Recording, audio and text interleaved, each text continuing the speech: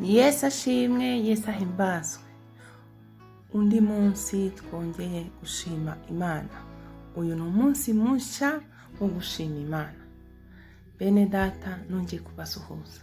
Amazina yanjye ni Levita Mahirwe Maria Assumpta. Ndi hano Palma de Mallorca, ubu mfashe urugendo. Ngiye Amsterdam. Urashaka kumperekeza? Ngwino tujyane turebe imirimo y'Imana. Tujye tuyishima. Twabonye imirimo yayo. Niyo twaba tutabonye imirimo yayo, ntabwo dukomeze tuyishime, kuko tuzi yuko ibyo itakoze ejo uyu munsi ishobora kubikora.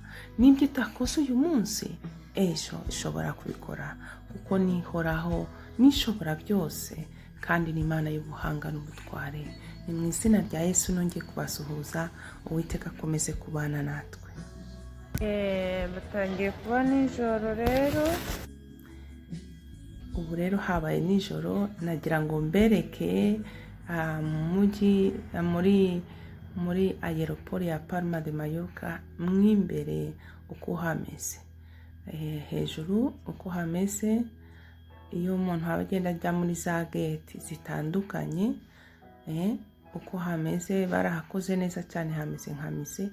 Ariko muri byose ndashaka gusuhuza abana b'Imana, ndashaka gusuhuza abakozi b'Imana, ndashaka gusuhuza abasenzi, ndashaka gusuhuza babandi bavuga ngo bemeye Yesu nk'umwami n'umukiza.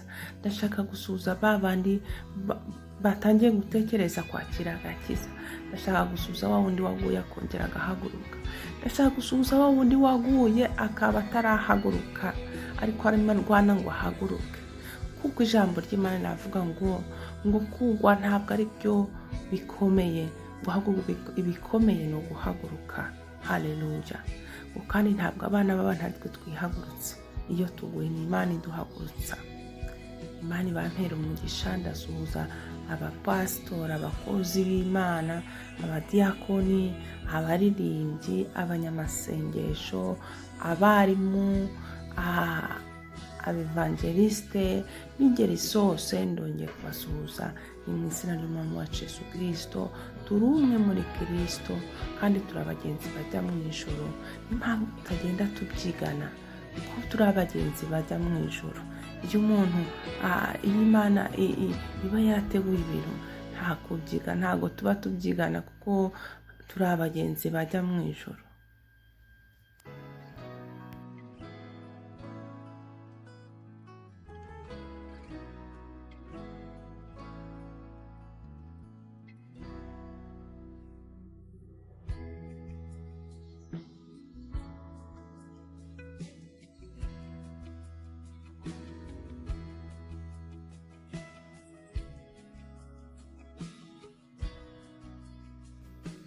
Aka ni akanya k'umwihariko w'abakunzi ba IGC Channel n'abasubscriptore ba IGC Channel.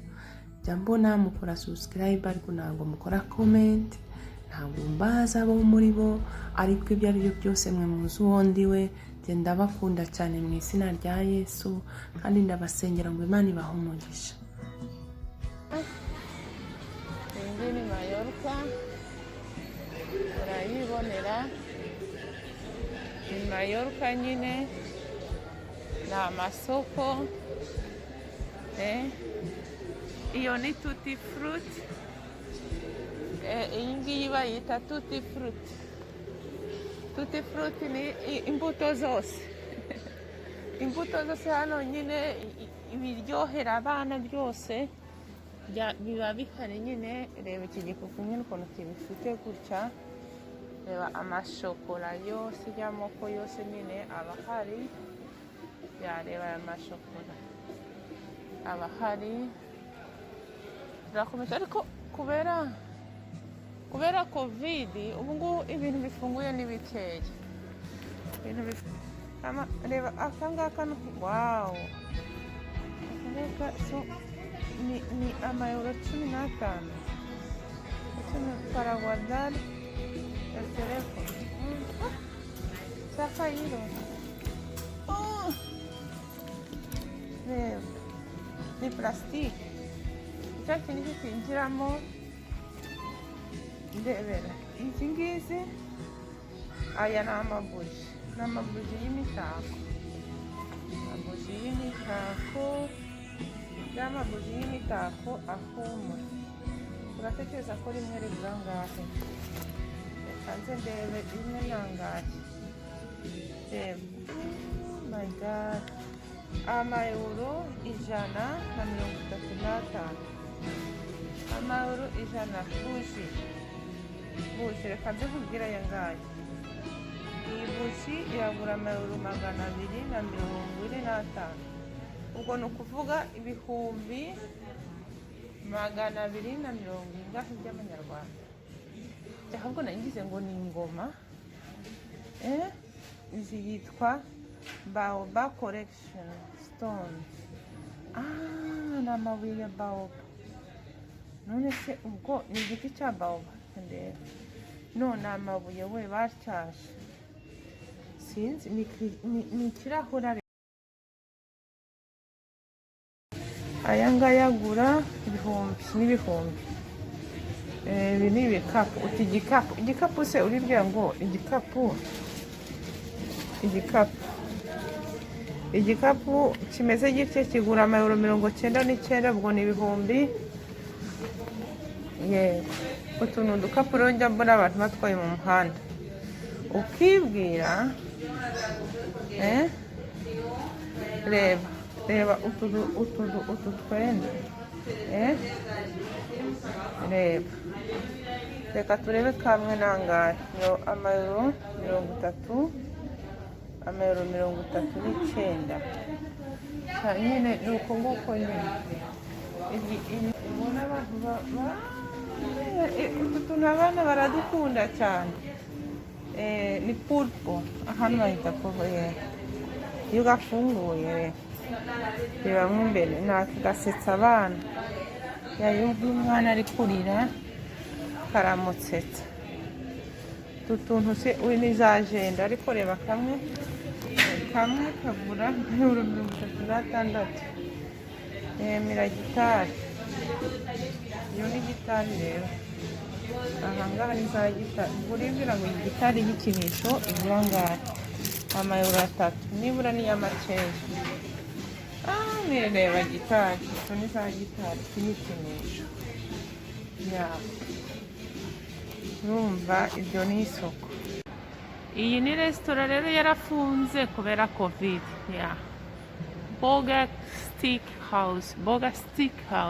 Ahangaha rero ni ahantu abantu bakunda inyama nyine barira. Ubu rero irafunze kubera covid. Urabona ibintu byose byuzuye umukungugu. Urahabona ukuntu mo imbere hari hameze, barafunze barataha. Wow, barafunze barataha. Hariya niho bashyiraga ibintu bihiye nyine kugira ngo ubirebe uhite ugura. Ahangaha naho ni ahandi hafunze. Urumva aha ni ahandi hafunze. Hitwa ngo La Rosa Delicia Diablito. Ahangaha bahakoreraga bya bintu nyine, amasandwichi, ibiryo byo kurya vuba, ibintu byose byarafunze rero. Ubundi kariya niko gafunguyeho gatoya, ubundi ibintu byose birafunze.